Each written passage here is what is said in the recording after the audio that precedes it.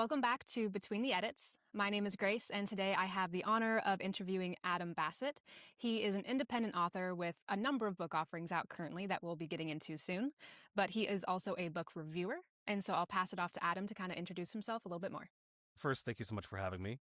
It's great to be here. Like Grace said, I'm an independent author with a number of offerings out right now. Some out now, some coming soon, and we'll get into that more later. And I'm also a book reviewer. Um, I can't say it much better. Perfect. That works. That's so cool. Yeah, no, it's been an interesting journey to get here, but the way I see it, it's less of I am these things and more just like I've found a community that I enjoy being a part of, and these are the ways that I've found a way to be a part of it. Right. Well, and, work that feels purposeful and meaningful as Yeah, well. That's a yeah. huge part of it, And too. like, I've always enjoyed writing, so like that was always going to be my avenue into this space. But definitely, the more I've been in writing, the more I've learned how difficult it is to get noticed, to get seen, to get my stuff out there, basically. And having experienced that kind of was part of the impetus of wanting to do reviews as well. And that has turned into, oh, by like sitting with these books and writing about the experience I had with them, I'm actually remembering them better now. And it's like, Love oh, that. this is just like a good thing to be doing.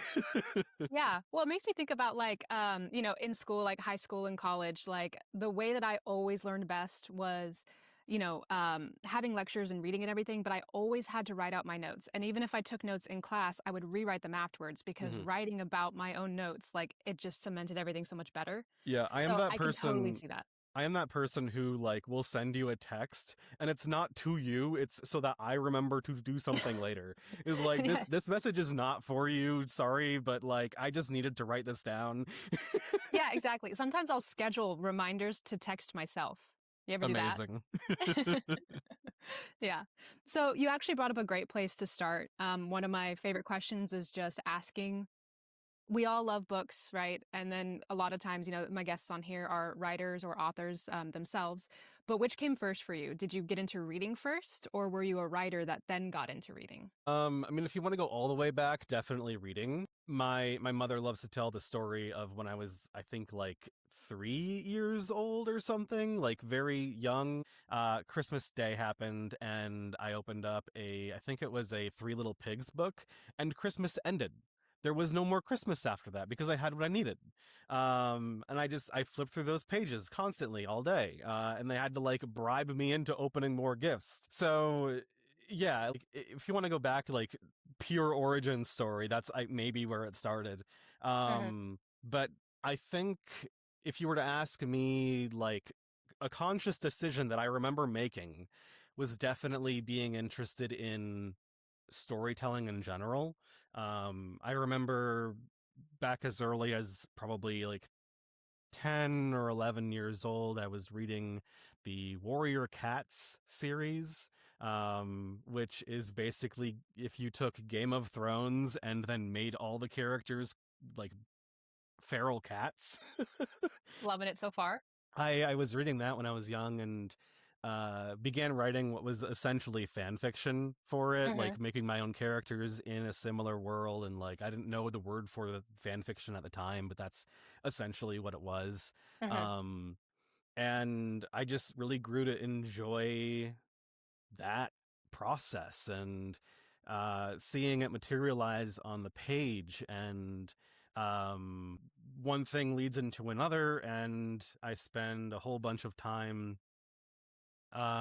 really just getting invested in writing and reading blogs about writing and eventually the Sanderson lectures, I become aware of those and those are a big help. And um it was kind of just like this really long process. There was reading involved, but also like a lot of reading about reading and like just trying to understand myself in the process because starting Hmm. at such a young age, like I don't even know what I like. So there were several, oh, I really like this thing, like aha moments almost, where it was Right. like, the first time I read Aragon, it was like, oh, Oh, dragons are cool.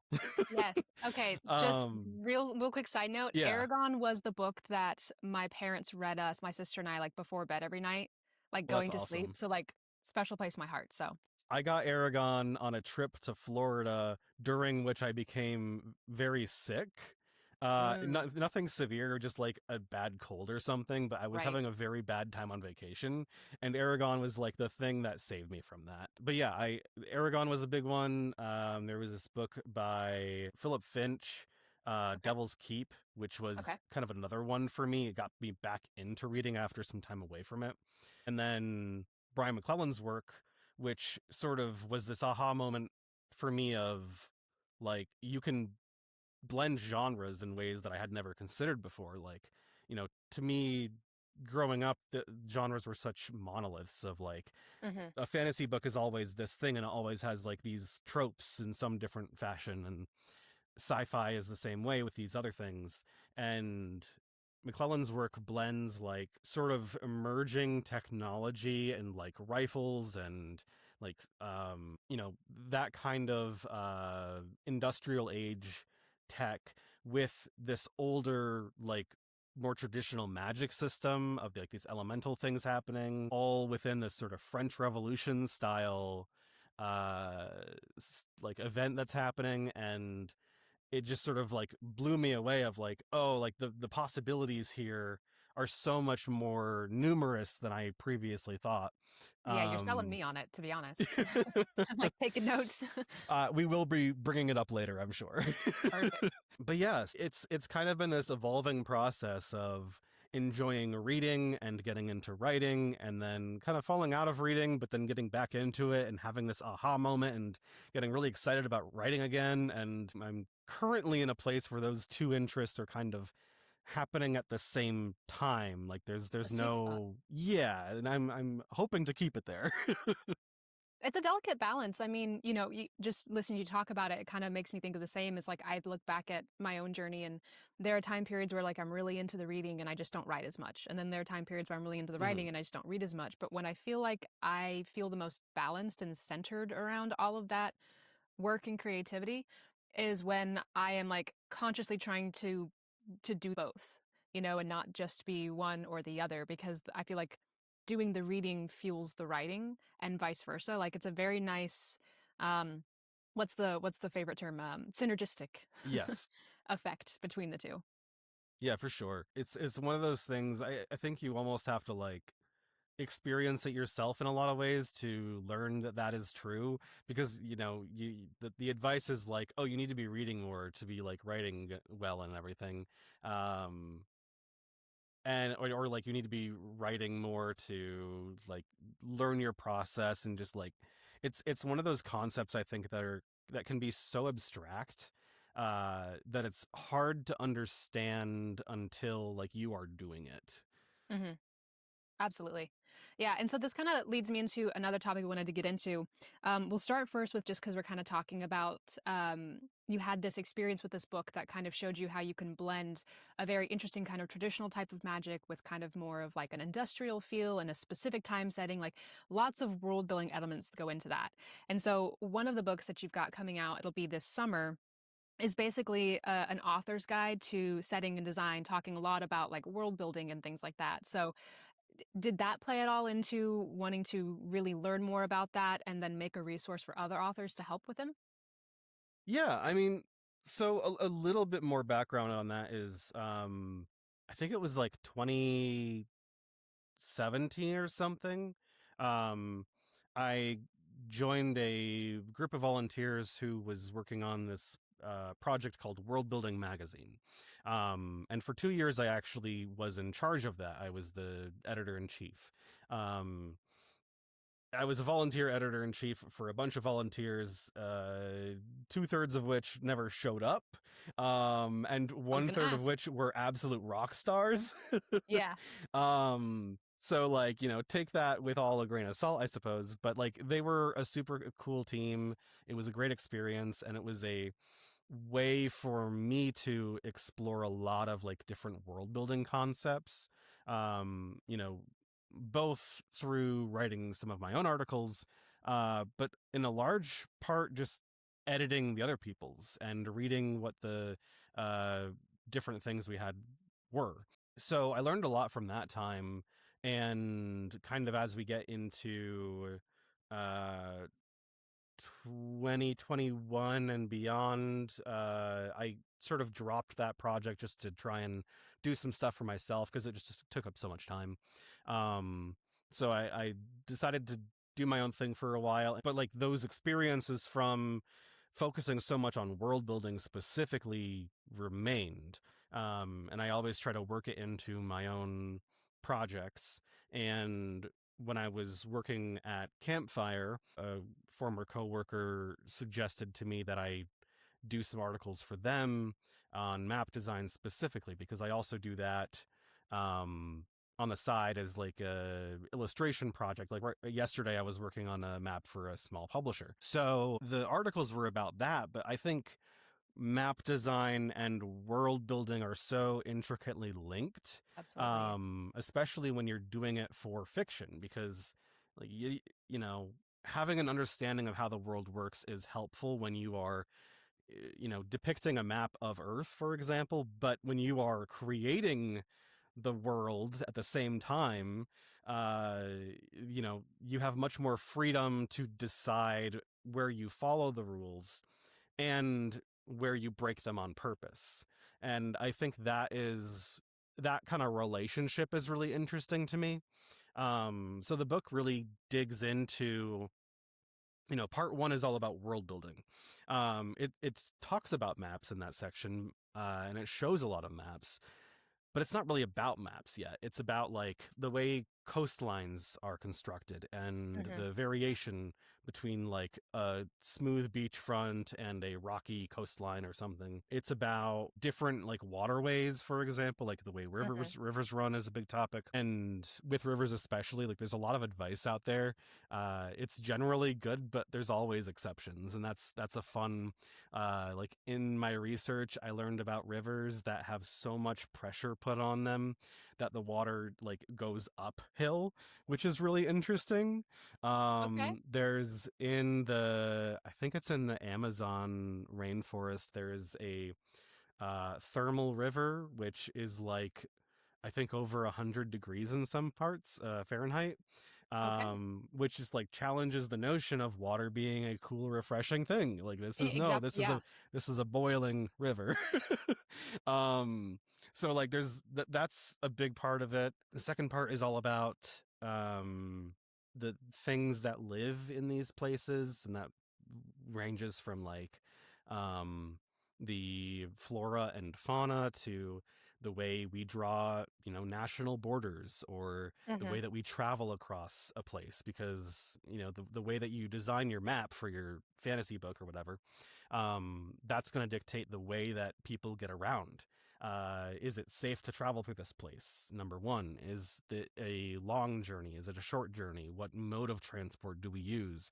Is it walkable? Do you take a boat? And what kind of boat can navigate those waters? And then the final part for people who want to make their own maps is finally like practical design of like typography and color and Hmm. tools that you can use to illustrate something. So it is by far my biggest project that I've ever done uh, to date. It um, definitely sounds like it. yeah, my Like I poor can only imagine the number of hours that have gone into this. oh gosh, I think I've been working on it off and on for like 4 years. Okay. And this last year or so has been the most intense because I've been getting together there's 130 images in this thing. um Okay. I have personally designed or illustrated, I think, 50 something Hmm. of them. The rest are like historical images or examples that I was able to get from other illustrators and authors. For example, Adrian M. Gibson is a friend of mine, and he illustrated his own map for his book. And I talked with him about it a little bit. He has a few quotes in my book, and he gave me permission to use his map in it as like, we're talking about his map and his setting, and so here's an example of it that we can refer to. So like that was a huge help. It has made the book so much prettier, so much more complicated. My poor editor, I just like at time of recording yesterday, like mid-January, we just finished editing. Was just talking with my editor at Bard and Butter about the final things we were ironing out, which was basically like we spent the weekend reviewing the bibliography and making sure it was formatted properly. Whole Just like process. yeah, just like little things like that that I saved for the end, which like turned out to be a whole project. Um, Yes, but yeah. I'm really happy with how it ended up though, and right now I'm in the process of like a couple of final images. I think there's two left that I have to make, and I have to get a few more from an illustrator that I'm working with, and then it's just formatting, and we're done, and it's eerily close. Right, which I mean, for some people, like, your release date is like summer of this year, right? So Yeah, like that still goes to show like how much work, like you're in those final stages and still yet you're months out. Like that just goes to show how much, like a realistic timeline for, publishing books can be. yeah, But I really love like just listening to you talk about this. It's one of those things that I think that for maybe like writers who are just starting out or things like that, like I think one of the things that sometimes you see is writers will focus a lot on conflict and tension between characters. And that is obviously like a huge portion of it too. But I think there is like this subtle mastery of how you can create tension and conflict with your environment. And so you have to really understand your environment and you have to be very intentional about it. And so, like exactly like you were saying, like if you're going through an area that is not safe to travel through, whether that is because of like geopolitical reasons, right? hmm Or if it's because of environmental reasons, like the setting is such uh, a subtle but powerful way to like introduce other types of tension and conflict so that it's not all just character driven. yeah, absolutely. One thing that I talk about a lot in the book as well is like world building actually is like the least important part of a story, which is maybe self-destructive to say, but it really is. Like if you leave a book and you're like, wow, that world's really cool, but those characters all sucked, like you're not going to have a good opinion. Like it's just not going to happen. The characters and the story always come first. What the setting should be doing, I think, is supporting those things. Hmm. So if you have, for example, a political drama, like the setting should be built in such a way, I believe, that there's like natural choke points.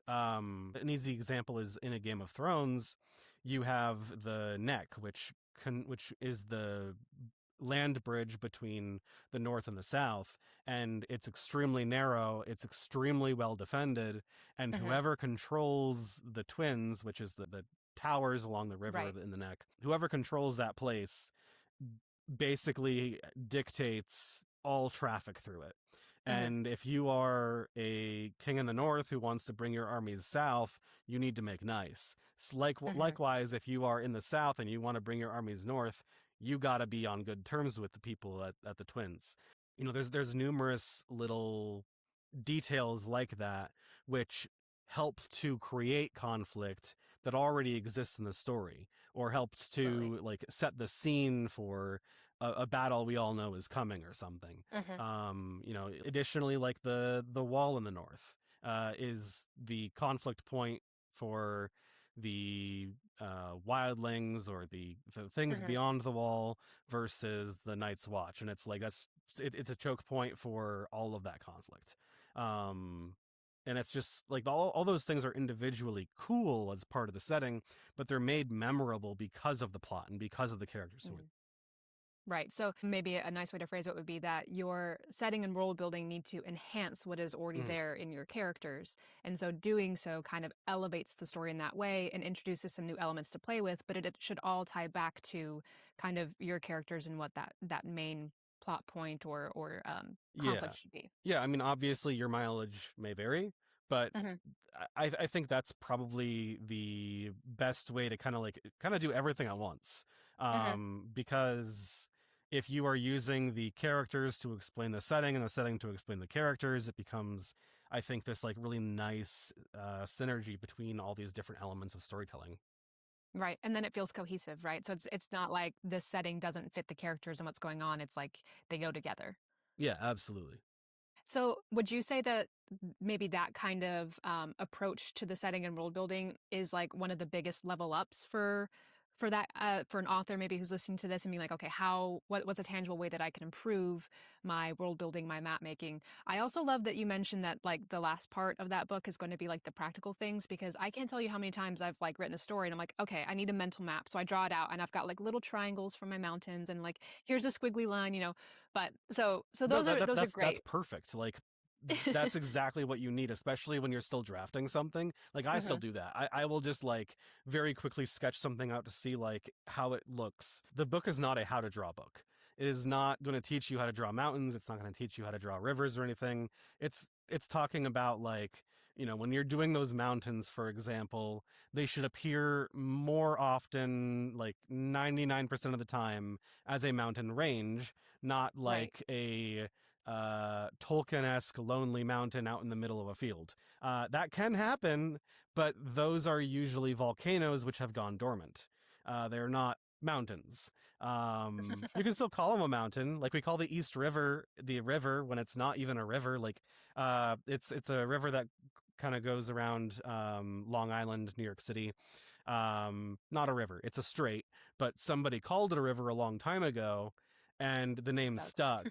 stuck. So like, and that's another thing that I get into as well, is like how to name things, because I think that's an interesting topic. People seem to have difficulty with it. Um, my big advice is don't think about it too hard. It's Hmm. okay. If there's a mistake, just say somebody long time ago made the mistake and everybody just agreed with it. Right. Well, and like you were saying, it's like when you learn the rules, you can figure out how to break them correctly, right? Exactly. Yeah. So then again, sorry, just to bring you back to the what I was before I distracted you with the whole map drawing aspect of it. What would you say is like if you had like one piece of tangible takeaway for somebody looking to improve this, what would be like the biggest level up that they could do? If they're looking to like improve their world building or something, Yes. Yeah. gosh, it's tough to say because it really depends on what they're trying to do. There's a big difference between somebody trying to tell a complex political narrative across multiple plot lines and everything versus somebody who's like telling a very personal story in a small town about somebody who's just trying to make it to the next day. So, that aside, I think maybe one of the big things to learn about would be climates, which I choose just because of how versatile they are. They create a lot of kind of ripple effects. Like if you are in a temperate climate, there are multiple seasons. You have certain farming times that are really good for farming. The days change, become longer and shorter, like very significantly. Different things like that. It's a very different kind of environment if you are, for example, in the Arctic, where you don't have really, like, depending on where you are, like, yeah, I guess if you're in the Arctic, you wouldn't have farming in any normal capacity. You might have like technology or magic that allows you to farm, but like there's that conditionality. So if you can't farm, what resources do you have? You have access to like maybe fish, seals, um, maybe seaweed. I'm not entirely sure about that, but the resources change, the hardships change, the I talked about seasons and temperate time zones. The seasons don't change as much in polar areas because it's just kind of like winter or summer, like there's less variation basically. But what you do get is this really interesting thing happening with the amount of daylight you have, because above the Arctic Circle or below the Antarctic Circle, there's a period of time where the sun never sets, and so you have this midnight sun that just kind of Hmm. like in the sky, it'll just wobble up and down, and it never sets. And then, of course, during the opposite time of year, you have the inverse where the sun never rises. And so that was actually, I believe that was a plot point in, I'm forgetting the name of the movie, like 36 Days of Night or something, like 28 Days of Night. I'm Some number of days of night. yeah, something like that. It was a vampire film. Like Cool. vampires love when the sun doesn't rise. Like that Yeah. Great point. that's just like a natural thing that happens in our world that's reinforcing a vampire story. And I think Hmm. that's just like a really cool way of like using the setting to do something different and interesting. That's something I was literally just sitting here, like, as you were talking, I was thinking about. So I didn't realize that you would see the sun wobble, right? I've never thought about. I've Yeah, I definitely mean, heard of, the like sun still rises and falls, but it just never falls below the the horizon. horizon. Yeah, so I hadn't really, like, thought of that or read it anywhere. Like, I was aware of, like, in Alaska, like, they Hmm. have the midnight sun, Yep. and all that kinda stuff. So I'd heard about that before. I didn't realize it wobbled, but as you were saying that, I was like, if I read that in a fantasy novel, that's something that happens in our world. Like, that's a real thing. But if I read that in a fantasy novel, I'd be like, "Oh, that's really cool." So, like, you can draw a lot of inspiration from just the real world that we have that maybe would be something that would be considered different than something that, like, people who don't live in Alaska, they wouldn't know about that kind of stuff. And so that's still something that is a real world thing that you can draw on for fantasy inspiration because not everybody is subjected to that. Yeah, for sure. And like that kind of thing is nice too, because like you have real world examples of like how it affects society and life. Right. And like there are people you could, read articles from or talk with directly who you can ask about like, hey, what's it like during this time of year when this thing is happening? I mean, same, like, that's just the Arctic, like same for I think the Sahel in Africa is a really interesting area. It's the part where the Sahara Desert ends and it's before the rainforest. So it's kind of like this in between space where it's Hmm. very dry still, but it does get enough water to support life. And everything that is there has like super adapted to that kind of like dry, rare rainstorm kind of like situation. But Yeah. there's still a lot going on. Like that's another region that just I don't know if I've ever seen in fantasy sci-fi like would be something that you could research, get direct resources on, and make it feel like very different for readers. Right. It makes me think of like transitional spaces. So Hmm. thinking back to when I've tried to, like, draw my own maps and think, okay, I know I want this here and I kind of want a water element here and maybe it'd be good to have this. But then thinking about how all of those different, like, geographical features would naturally transition into one another is something that I think just in my own experience, I'd be like, I have no clue. Like, how do I take this geographic element and transition it into this? Because I know that I want these two elements, but, like, realistically, what does that look like? Hmm. And again, looking back to real world experiences, like, people probably wouldn't think too much about between the Sahara and a rainforest what that transition would look like, but it's real and it exists. And so there's a lot more in the world that you can look to for kind of like concrete examples or places to start, that give you that realistic foundation for something. And then you can play with, certain elements of it to fit the story as you need. Yeah, for sure. Awesome. We're going to take a quick break from the conversation so I can tell you a little bit about a great product. I want to tell you about the Tertulia for Authors website builder. As someone who made their own website when I first started freelance editing, I can tell you that it took hours of frustration to end up with a website that had half the functionality of the Tertulia for Authors website builder. This resource is specifically designed for authors, whether you're published or not. It's easily customizable, incredibly user-friendly, and puts vital marketing tools at the fingertips of authors, like blogs, event calendars, reader magnets, and email lists. And it's really affordable. So if you're an author looking to establish a website for the first time, or an author who already has a website but is looking to switch to a more manageable software, use the affiliate link in the description to sign up with Tortulia for Authors. Using this link does help support the podcast and is greatly appreciated. Now back to the podcast. So you were talking about all these different elements, and I was like, I got the pleasure of getting an advanced copy of the book that'll be coming out in February called Copper Skin, Oaken Lungs. So I finished reading that recently in preparation for this. I wanted it to be fresh on my brain. And listening to you talk about all these world building elements, I was like piecing it together in your story. So it was super enjoyable. I really loved it, and we'll get Awesome. I'm into it here in a glad. little bit. But I do want to just put out there that, like, it's a very enjoyable read, but I think it's a great study in world building. Like, there are several elements that you're talking about there that I can very clearly see how you implement that in this story. First off, thank you for reading. I'm glad you enjoyed it. Yeah, it's that book in particular was weird in like it was not planned. I was not expecting to work on it. I was expecting to work on some more of my cyberpunk Hmm. stories at that time, but I kept mulling over this idea and I couldn't get it out of my head until one day like everything just kind of clicked and it was going to be a little fantasy novella that kind of continuously I just kept adding like another scene here, another scene Right. there, and So now it's a short novel. Mhm. It's actually my longest novel to date, which is Love not it. saying a ton. Like my books are all pretty short. They range between like 220 to 270. Mhm. Um, but pages. I didn't say what I was counting.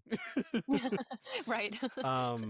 That all came like very suddenly for me, and I just kind of like needed to get it on paper. So I ended up writing Copper Skin Oaken Lungs while I was doing the final drafts basically of the map design and world building Mhm. book. So like literally I didn't have a map in Copper Skin Oaken Lungs at first.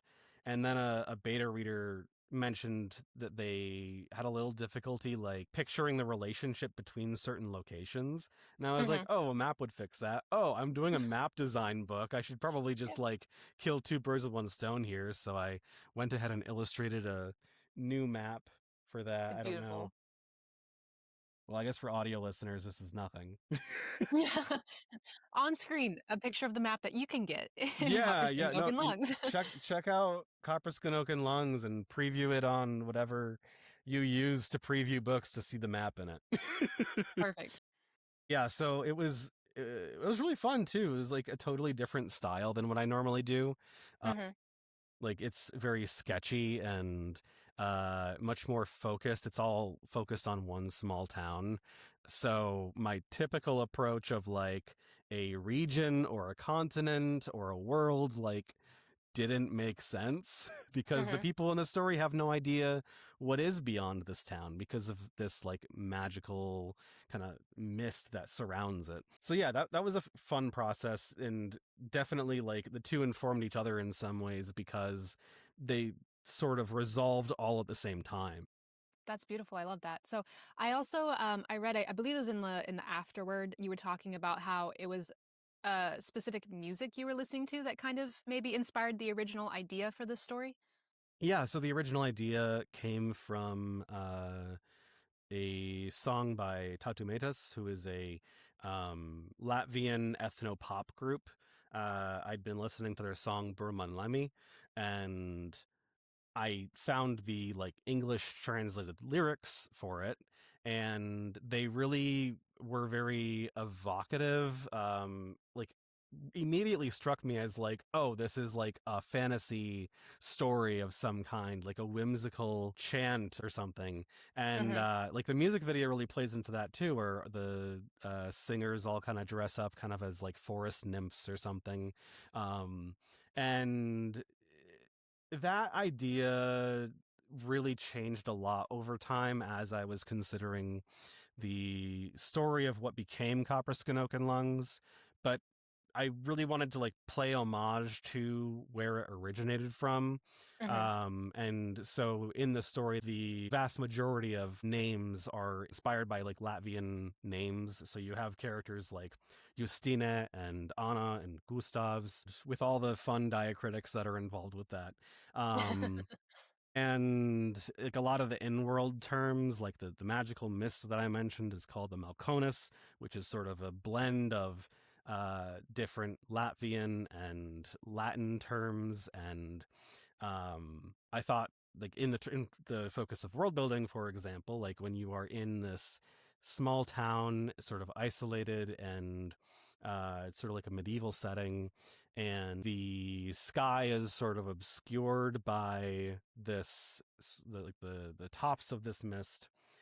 The time of day, like the way that you perceive it, I think changes, and I wanted to sort of like bring in a reference to the like Latin times of day, like there were seven like specific times of day where you would accomplish certain tasks and stuff, Mhm. and I sort of simplified that down to four and blended the terms for them in the original Latin with Mhm. terms for like midday or morning and evening from Latvian. And yeah, so like it was kind of a whole like experiment with language and the way that we perceive the days as they pass. Mhm. It sort of inspired me to like, this is the first book that I've got a like glossary in, and Right. with so many characters I ended up as with so many characters and with so many characters who have names that might be difficult to pronounce. I have a dramatis personae as well, so it's like that's part of why I think it ended up being one of my longer books. There's like 10 pages of like a preface. Right. Which was helpful, like, when I started reading it and everything like that, I immediately got kind of, like, almost a sense for the feel of the book just by reading through, like, okay, I can see the language structure here, I can see kind of the vibe that we're going for. I did not know that it was Latvian inspired, but, Mhm. you know, I picked up certain elements of things that I felt like was familiar to me, so that, like, kinda helped keep me grounded, but then it definitely, like, took on its own kind of character when you're talking about, like you said, so the story is centered around this one basically like small town essentially, and they're over hundreds of thousands of years, correct me if I'm wrong on that, this mist, right, has come Mhm. in, or this fog has come in, and it is a threat to their safety, and so they've ended up creating this technology that helps them hold the mist at bay, but now they're this isolated island of a village. And so the main characters, which is another question I wanted to kind of ask you about, is I thought it was really interesting how we started off seeing them when they were young, you know, Mhm. like young children. And then there's a little bit of a time shift in the book. And so we see them a little bit older as well. But it's interesting because their father and other people in the village have some memories of things like before the mist got to where they are, but that's their whole reality. So there's this very interesting dynamic in there about like the generational differences, even just within this one small village or town. Yeah. Yeah, the lore is essentially like the Malkonis has been approaching for, like you said, like uh I think it's probably closer to thousands of years. It took its sweet time, but not quite hundreds of thousands. But the generational thing is like um so Anna and Justina's father, he remembers things that they had, but more in a sense of like he did not experience anything beyond the walls of the town. Um his generation probably would have heard stories from like Hmm. their grandparents or their parents. The things that they've kind of lost are, you know, things that they were able to hold within the walls of the town. They were able to hold on to in some way, but they lost by the time that their children are around. So, like, you know, certain livestock who might have gotten sick and died off or something, or flowers that had a bad year, you know, things like that, resources that were used up, basically. The generational thing was definitely something I wanted to include in here, and it was an interesting topic to explore, but also it's not to the extent of like the Last of Us comes to mind, where like there is a very clear divide between like Joel and Ellie, where Joel was around and existed in the world before the zombie apocalypse, and Hmm. Ellie was born into it. This is a little bit more muddy, where it's like, oh, we used to have this resource, but we don't have it anymore. Or, oh, my father told us this story that I'm Right. telling you now. I didn't see it, but like there was this place where the water was all salty for some reason. Like it was weird, I guess. Yeah, it was a fun thing to kind of explore that sort of like muddy, like almost remembering something from before. Hmm. So when you were envisioning the story in the first place, like you said, it kind of maybe took you by surprise a little bit, happened very suddenly. Did you always know that you wanted the characters, your main characters, to be younger? Not quite this young. I actually aged them down a little bit because for the I don't want to spoil it too much, but there is an event that happens at the end of part 1, um which I was like, no intelligent person would do this. Like, knowing everything they know, the person who, like, and I need this event to happen, so in order for that to happen, I need them to be dumb kids. Like, like nothing's gonna take me down, kind of like bold and curious, and like that's kind of how they ended up when we first meet Anna and Justina. I think they're like 15 and 13, and then after part 1, 2 years pass and they've taken on more responsibility. They've gotten a little bit more world weary, but still have that sense of adventure. And that was really important to the plot of the story because I couldn't have people who were too skittish, let's say. Yeah, rule followers to a T. Yes, yeah. Yeah, they have So to be willing to explore a little bit, take on a little bit of risk. yeah, it's actually been like kind of a weird thing to put myself in, because I realized like very recently, maybe within the last month, I'm like, huh, did I write YA? Like, that wasn't what I meant to do, but I think I might have.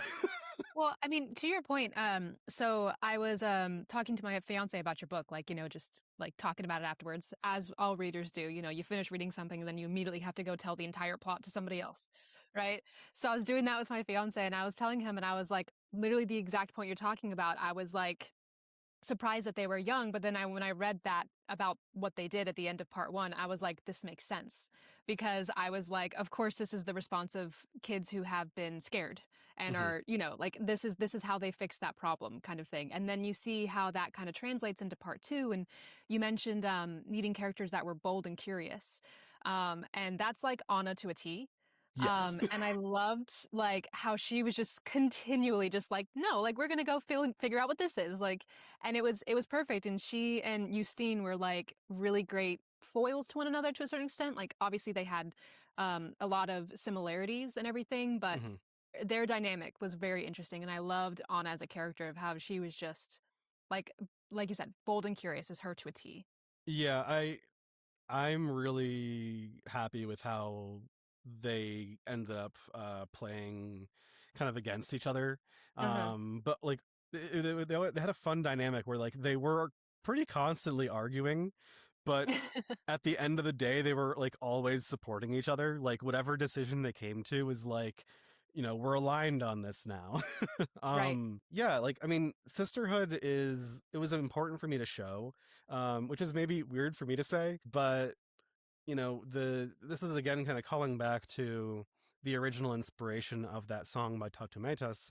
I mean, so much of their persona, at least, um, the image they give off, the music they write, it connects to sisterhood in a lot of ways. And I wanted the story, in addition to the language and in addition to some of the minor little details that kind of call back to lyrics and stuff, I wanted sisterhood to kind of be an important part of the story, and like showing them uh kind of both working together and Hmm. disagreeing, and um yeah, all that.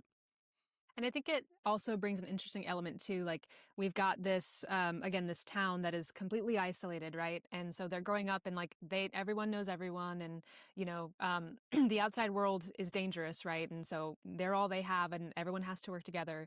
And there's elements where that creates a lot of tension and conflict. But one of the other things that I think was really cool was you got to see the difference in how Justine and Anna like reacted to those differences. So like, they're sisters and they're very similar but also very different. And so even though they're in this like static environment almost, not quite static, but Hmm. as far as like being isolated, right? Yeah.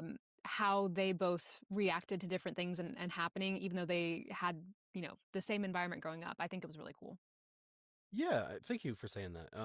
It was definitely like something I was conscious of. Was Hmm. I wanted to, with so many characters in the story, I wanted the siblings to all stand out Hmm. in some way, which is of course primarily Anna and Justina, but of course after Gustav's. part one, Gustav's does kind of enter the picture through a blended marriage, and um I don't think he doesn't have quite as big of a role, but he kind of becomes like, if Anna is kind of the curiosity and the Hmm. perseverance, Justina is um kind of grounding everything a little bit.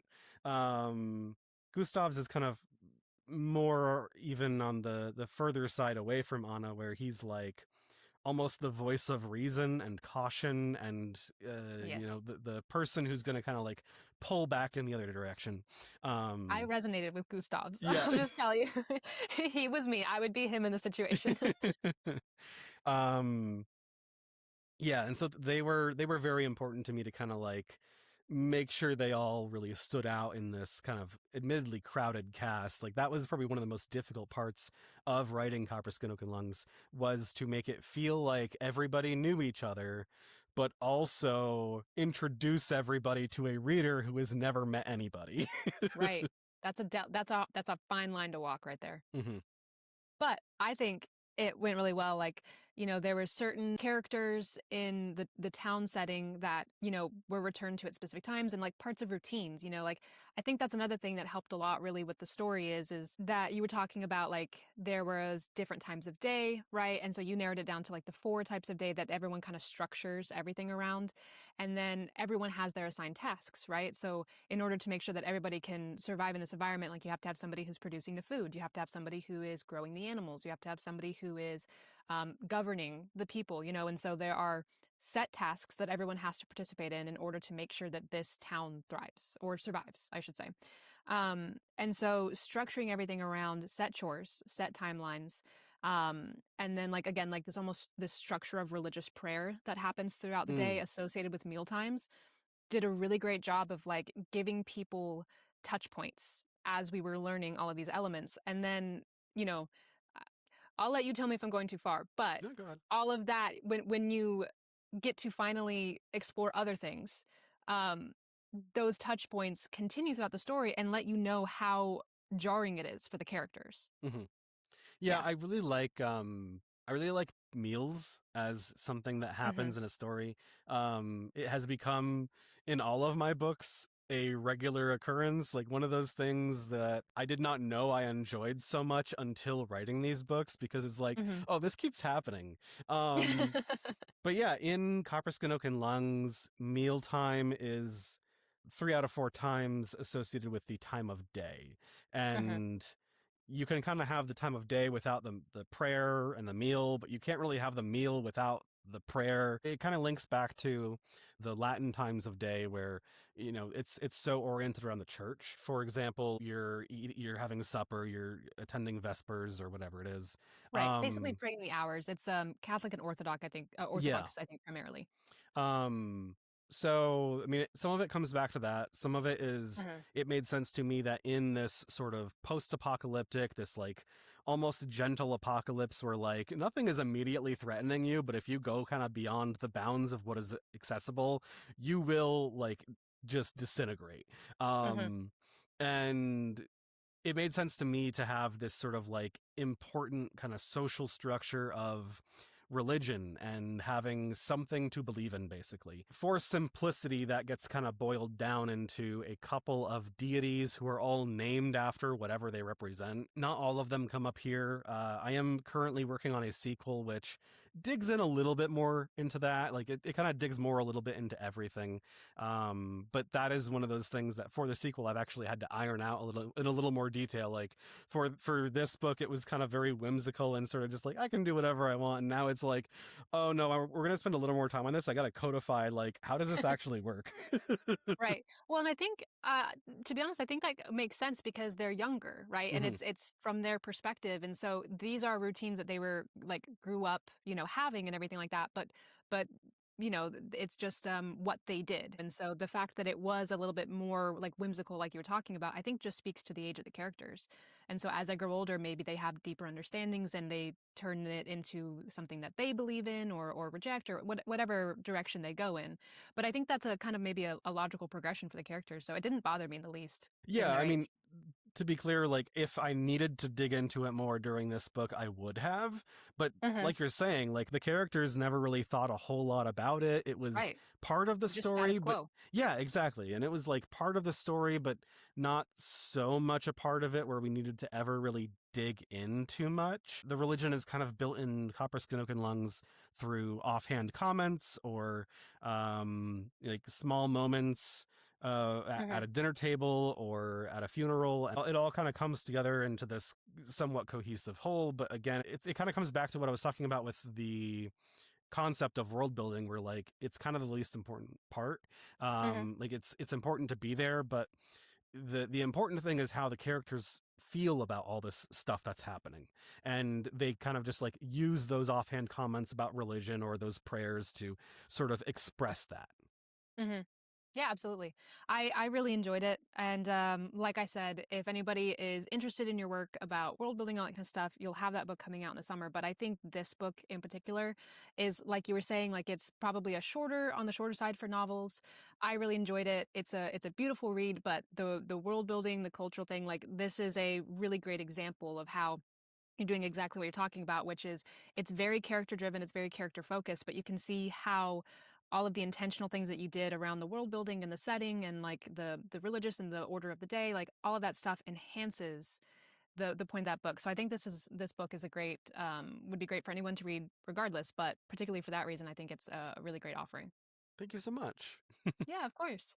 Okay, so we'll wrap up with my two favorite questions. First one. So, being a book reviewer, you talked a little bit about that and how that kind of helped you remember books more and maybe resonate with them in a different way. You got into doing the world building and your own writing, and all of that put together. How has that changed your perspective on life, reading, books, media? What are your kind of big takeaways as far as like how that has changed your perspective on things? I don't know that it's changed my perspective on life or anything, but it Hmm. has made me kind of think about my priorities and how I'm spending my time differently. In large part to the sense of like, I'm watching a lot less TV now. I'm making the effort to pick up a book and read that more. I think like for a lot of years, I sort of considered myself somebody who enjoys reading, but then never really made a lot of time for it. Not too long ago, 3 or 4 years ago, probably, I might have read one or two books a year. Hmm. Like I've made a huge kind of life change in terms of, last year I read 41. And this year I'm hoping to do something similar. Just trying to make time for it more, trying to make sure that I'm sharing what I'm reading as well, because being in my position as an independent author, it is incredibly hard to get anyone to pay any amount of attention to you, which I don't need necessarily for myself, but for the sake of what Certainly I'm, helps. yeah, for the sake of the books that I'm putting out there, I would Right. like them to get read. I would like them to get some attention. Um, so it's very challenging, and if I can Hmm. help somebody else get seen a little bit easier, then I think that's awesome. I've said it multiple times to people who are sometimes shocked that I've shared something, and it's like if we don't help each other, like nothing's gonna happen. Nobody else is gonna do it for us. Um, that's probably one of my biggest lessons from reviewing is like, you know, it's not the publishers or agents or anyone who has ever helped me nearly as much as some like random person who just happened upon my stuff and wrote a review for it, um or like another indie author who wanted me to read their book, so I gave them one of mine and we did like a little trade or something. And it's like, you know those are such important things to authors to be doing, and it's so helpful. So Yeah. The indie author community is a really special one. And like anytime you get a group of people together, especially over the internet, like there's going to be things that pop up, right? But as sure, far as like there's no overall being shortage just of like drama. exactly, yeah, yeah, yeah. But as far as people being just like so supportive and going out of their way to because I think it's just because like they understand what it means to be an indie author, right? And so it's such a big deal. Yeah, Being I'm able like being supportive of people's work and putting in that.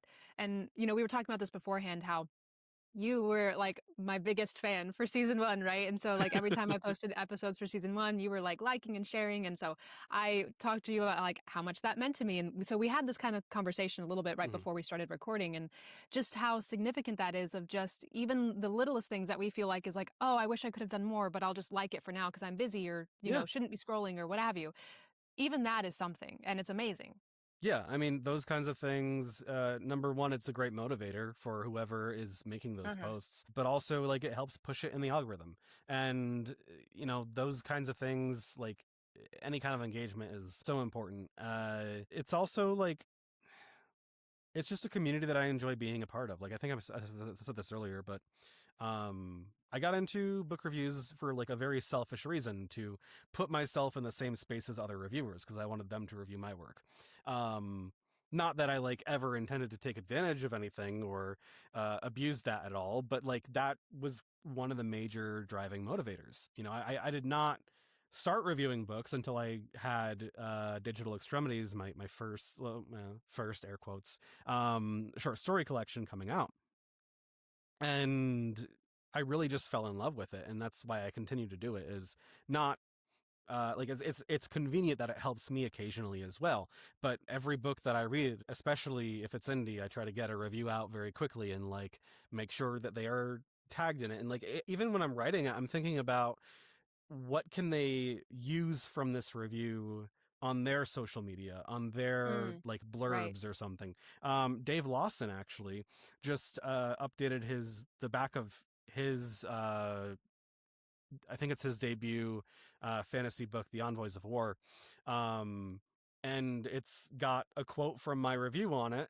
One of the sections that like because I try to give people something that they can like crop out of the statement and use in their marketing. Kind of something I try to do, whether I just enjoyed a book or if I like, 5-star, loved it, everything, because that's something I deal with as well is like, you write a review for me, in the back of my mind, I'm like, can I use this again for another post later on when I need to Right. market this? So yeah, like there's just a lot of things that go into it, but like at the end of the day, it is just such a welcoming and supportive community, and it's one that I enjoy being a part of, and yeah, I don't plan on going anywhere. Perfect. Yeah. Well, and to kind of touch on what you're talking about, kind of originally, which was that kind of this journey has helped you realize how you want to maybe change around priorities in your life, as like as far as spending time, right? And so, like you were mentioning, how you noticed that you've been just naturally watching less TV and looking more towards like, okay, what can I write or what can I read?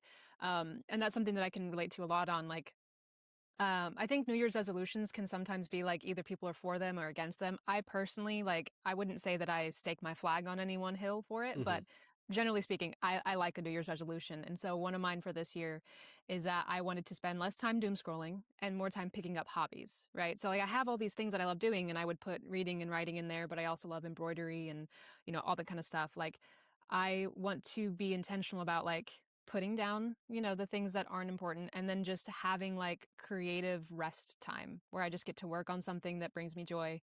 And so, I mean, I can really relate to you on that front as well. Yeah, I think it's so easy to get sucked into the things that are in front of us all the time. Hmm. Like it takes extra effort to pick up a book and turn off those other distractions and all of that. I still struggle with that, but Hmm. it's working better than it was. Right. And Yeah. like And that's the thing. I've also discovered that I can listen to audiobooks, and that helps a lot as well. Like Mm, um, nice. yesterday when I was working on that map commission, I think I mentioned earlier, I was listening to Boudica's Daughter by Elodie Harper, and it was a fantastic story. But yeah, that's been a really cool way for me to help increase the amount of stories that I'm exposed to as well. And it's also like, there's so many books out there. I'm never gonna get time for them all. Especially in the indie scene. I'm meeting so many people who are writing so many incredible things. A few of them have audiobooks, and so like I try to prioritize the indie ones for audio. Hmm. And listen to them when I can.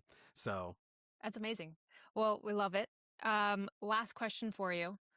2 to 3 book recommendations. okay. What do you got for us?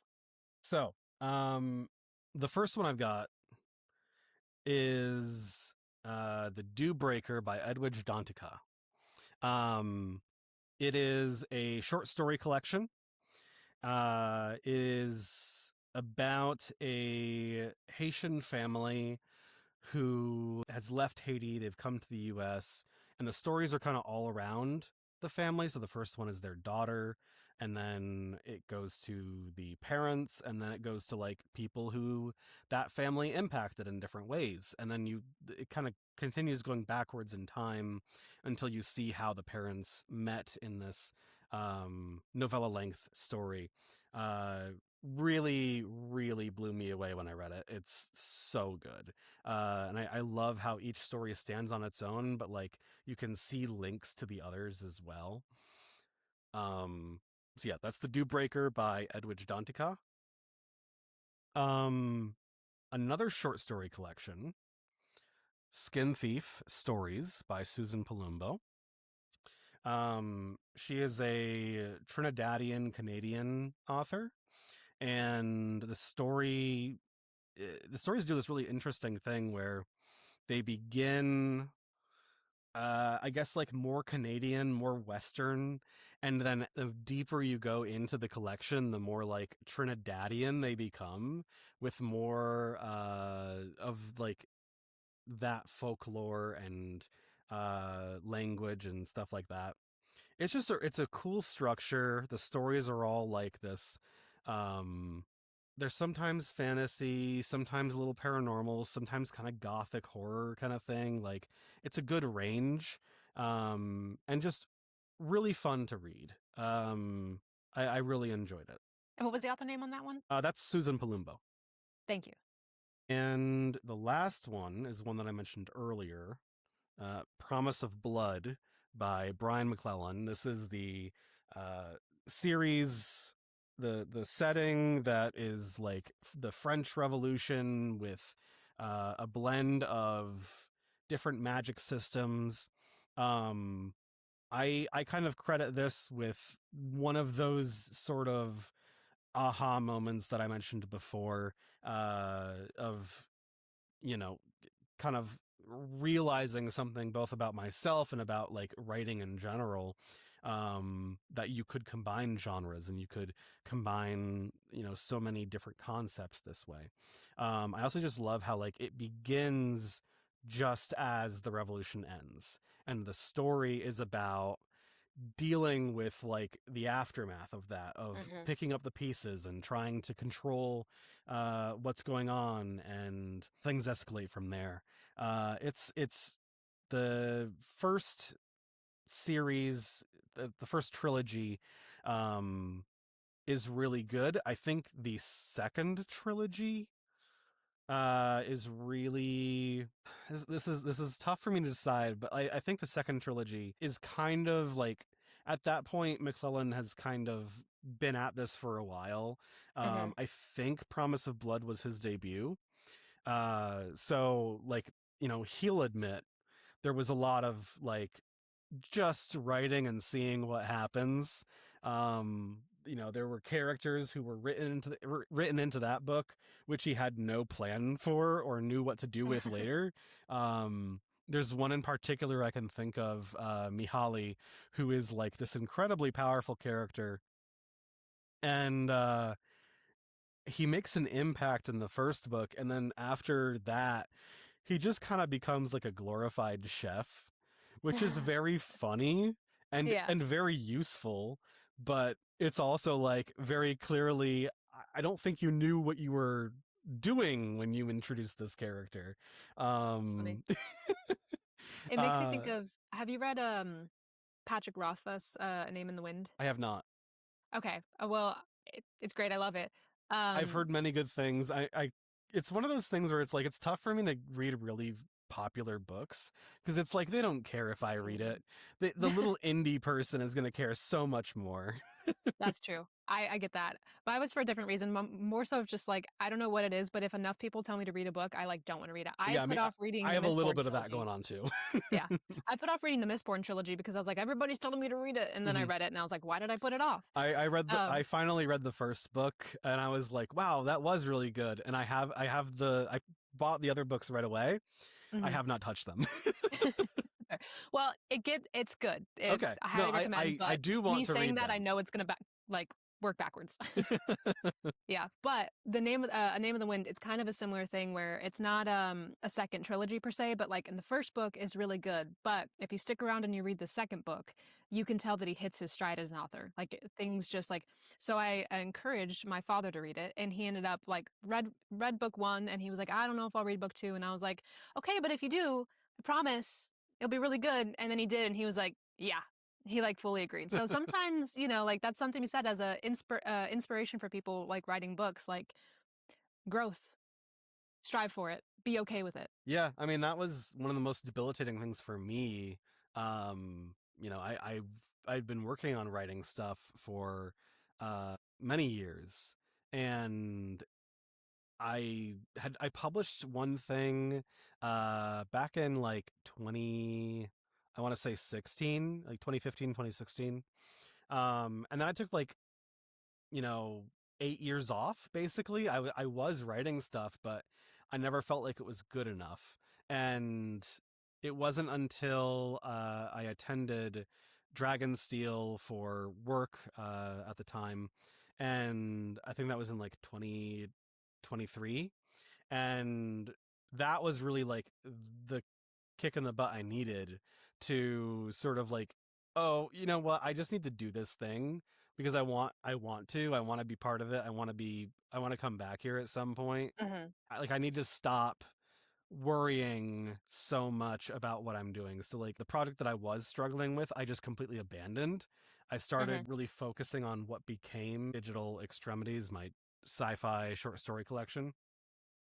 And that just flowed so much better at the time for me for whatever reason. And I've learned since then basically like it's not going to be perfect. It's going to be fine though. Like you know, get the editorial support you need, get the um beta readers to take a look at it and everything. Like do the things that you need to do to make sure that it's worth putting out there, but like don't psych yourself out. So that's been I don't know how I did it, but it's been so helpful. Right, well, and you can see, like, the fruits of that is now not only did you just do that the first one, right? Like, now you've got 2 more, Yeah. and then a And it second gets one easier every for time. the exactly, there you go. So, the hardest part is doing it for that first time, that first, Hmm. hurdle, but it's worth it in the end. Yeah, for sure. Alrighty, so, wrapping up, I just wanna give you an opportunity. So, I think you mentioned you're mainly active on Instagram, Threads, and BlueSky. So, where can people find you if they wanna connect with your work? Yeah, so on Instagram and Threads, I am at Adam C. Bassett. On Blue Sky, I am at adamcbassett.com. You can follow me there. You can also follow me on my newsletter. It's usually monthly. There might be an extra one if there's like a sale, or if I just don't have anything to talk about that month, I won't send one. So if you want like a monthly-ish update on the stuff I'm working on, my books, maps that I'm working on for people, I post all my like a review roundup there, as well as there's always a little spot for like some other indie author news, people who are announcing advanced review copies or people who are releasing a new book or whatever it is. Just a few things, all kind of in one space if you know, don't want to rely on the algorithm to show you whatever I'm talking about. Perfect. Yeah, and if somebody wants to purchase one of your books, where should they go? You can get paperbacks direct from me in the US. You can also get US copies um, from the Crafty Bookstore, and the Witchwood Bookshop should also have some. Internationally, you can also reach out to me, like shoot me a DM, and maybe we can work something out. My like I'm willing to send it to you, but the way my shop is set up, it prevents me from doing it all easily. Right. If you want to do it easily, or if you want to pay less shipping, you can go to Amazon. You can go to Barnes and Noble. Bookshop, I believe, has everything as well. My digital books are on like Kobo and Amazon. I've got audiobooks on Audible and Kobo and Libro and all the places. You just wherever you're reading, I should be there. You just got to You look for should be me. there. Yeah. Like I And we'll make sure that we link the important stuff in the description too, so people can find you that way as well. yeah, like if you just link my website, there's everything is there. You don't have to add all of these different storefronts. That sounds exhausting. Go to the website. Yeah, That's the just go to story. the website. Everything's there. Perfect. All right. Well, it has been such a joy talking to you today. Thank you so much. Yeah, thank you. Look forward to all that you get up to and your releases. At the time of this airing, Copper Skin Oaken Lungs should already be out, so you guys can look into that and look forward to his author's guide for setting and design. Yeah, thank you so much. I appreciate it.